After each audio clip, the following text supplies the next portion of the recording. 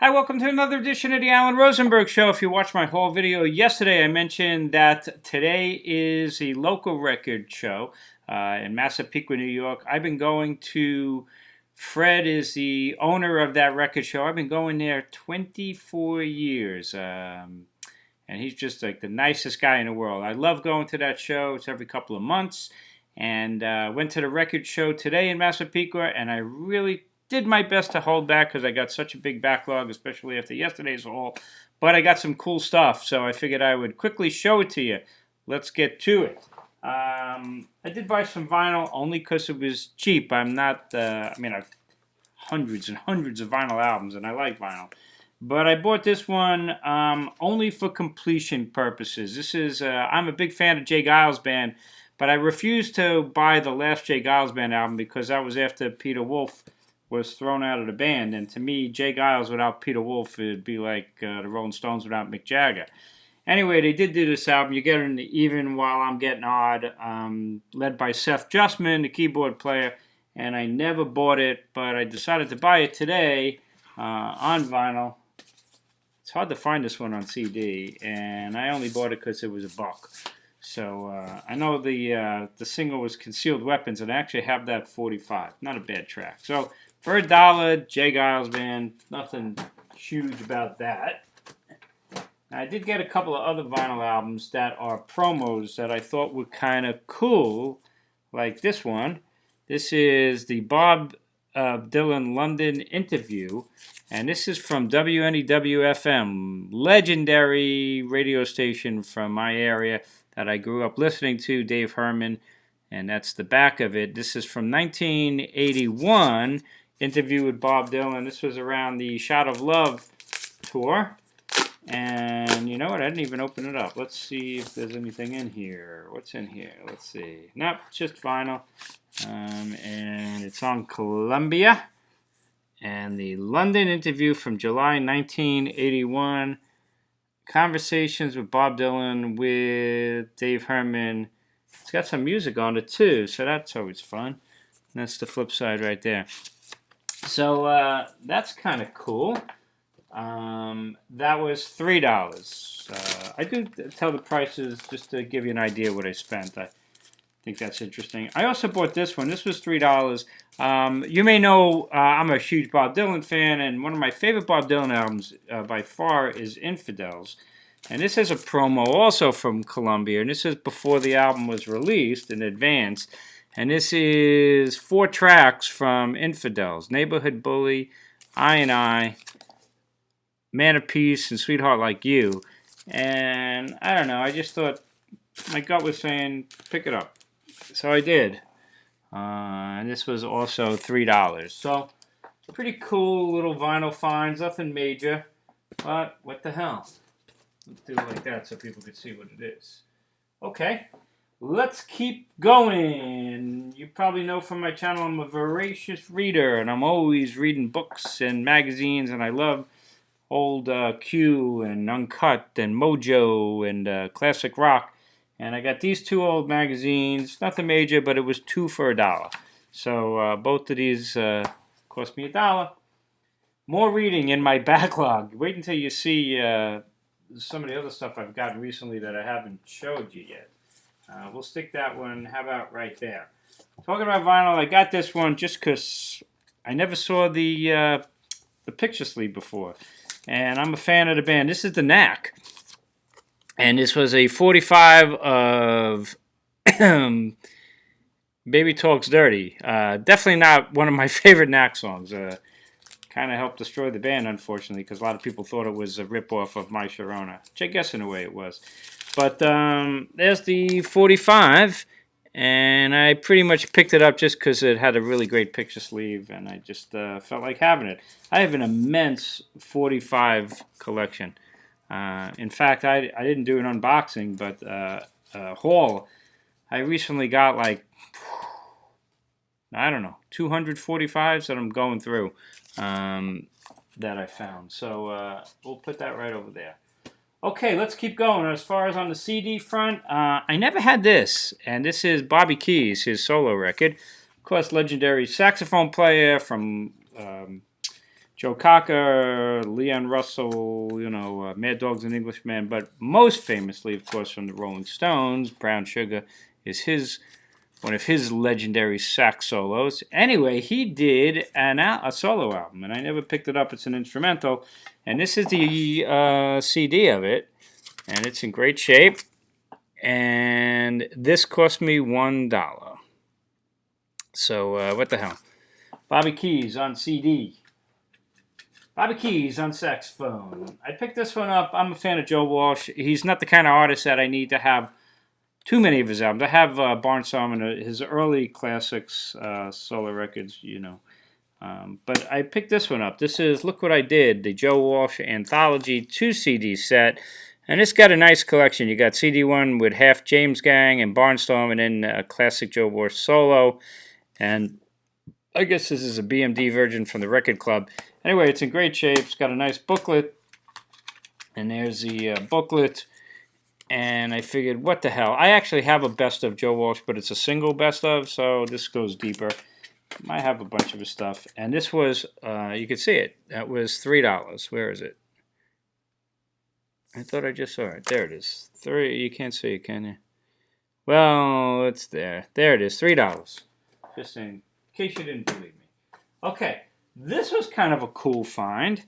This is, of course, Alice Cooper and School's Out. And I've had this on CD for a long time. But this is a really cool version. And it says, and this was $3. This is from Japan. And they did like a mini recreation of the original album, The Desk, that opens up. You can see that, right? And in there is the CD and the booklet. This is the Japanese booklet. Right there. Oh, sorry for the graphics. I guess you can't really. But, it's a booklet. It's got the lyrics both in English and Japanese. And this, honestly, is not one of my favorite Alice Cooper albums, and I already own it, but I just thought it would be kind of cool to have this version of it, especially, looks like that. Actually, this could fold out the bottom, and like from the original vinyl. So I just love the packaging. This is the CD. It's gold. Can you see that? So it's from Japan. It says audio fidelity, 24 karat gold compact disc. So, I bought it. There's what it looks like on the flip side. And I really bought it because I found it buried in a bunch of stuff, and it was only, you can't see, there it is, $3. So, good deal. I'm sure it's like the super high fidelity Japanese gold disc. So, I have an SACD player. So, that's kind of a cool find. Two more things. I'll save the best for last. But, I'm a voracious reader, and I'm a big horror movie guy and a movie guy with all my Laserdiscs that I watch. And I'm going to be doing more and more Laserdisc videos to let you know. But look at this book I found at the Record Show. This is called Grindhouse, The Forbidden World of Adults-Only Cinema. Uncut, uncensored, unbelievable, but it's true. And this is the flip side of the book. And I'm a big fan of exploitation films and that kind of stuff. And this is basically a whole history of Grindhouse, starting from the 30s and the 40s. It's a really nice book. 50s. Here we got some color. Let's see. Can you see? Some color stuff. This is the kind of stuff also I love about Laserdisc. Every once in a while I'll get something like this on Laserdisc and you're like, this is awesome. And the 60s. And so this is a really cool find. It's my dog barking. And this is the 70s. I am curious. A lot of these, if you know about exploitation movies, a lot of this stuff is really famous. And Russ, Vixen, Russ Myers, David, of course, Herschel Gordon Lewis, and even a little bit of porno chic in here. Marilyn Chambers, there's Divine, John Waters. So a really cool find. I happen to know from going to the shows for decades, the guy who sold it, he had it for $8, And I just asked him if I could look at it, and he said, if you want it, just give me $5. What a nice guy. Believe it or not, I'm not like a good negotiator. I just, I'll either buy the stuff or walk away. I'm not the kind of guy who like, hey, how about this? But that was really nice of him. So that was a great find. Last but not least, the highlight of the whole thing, and that is this. I've been looking on Amazon for this box for a long time, and the funny thing is I was never a big fan of Hard Rain, the live album that Dylan released from Rolling Thunder. And then when he finally did the bootleg series, the 2 CD box from Rolling Thunder blew me away. I was like, this is awesome. Then I went back to Hard Rain and really liked it a lot. And then I watched the documentary movie and I was like, this is just amazing. And I've read so many books on Dylan, learning about the Rolling Thunder history. So I've been mulling about getting this box set for quite a long time. But my backlog is so damn much, and it's fairly expensive with all the CDs on this, but the packaging, this is just amazing, right? Well, there was a guy today at the record show who had incredible box sets. You name it, he had the box set, and he had this, and I asked him how much it was, and he was like, give me $40, and I'm like, you know what, I'm gonna pull the trigger. So I did. So for $40 I got the Bob Dylan Rolling Thunder Review 1975 live recordings box set. It looks like that. And those are all the different shows that are in there. And we'll stick that there for now. And this is the booklet. It comes with a beautiful booklet. You can see that. So this is all the different shows that they recorded on that part of the tour. There are, how many discs? 14 discs. So just what I need, 14 more discs of backlog. I have so many huge box sets downstairs that I have not gotten to, and I keep saying I'm going to stop buying, but here I am, keep buying. But I love what this guy did. It was his personal CD, and he was just getting rid of a lot of his stuff. And all of his box sets, what he did was he went the extra step. He actually put all the CDs in these plastic coverings that go into the CD pack, because if you ever notice, a lot of times the CDs get scratched from this kind of packaging. Honestly, that doesn't bother me. I find CDs virtually indestructible. But really nice bonus that he stuck all the CDs in these plastic like individual wrappings before he put them back in there. So that was a great find. The Bob Dylan 1975 live recordings, fantastic packaging.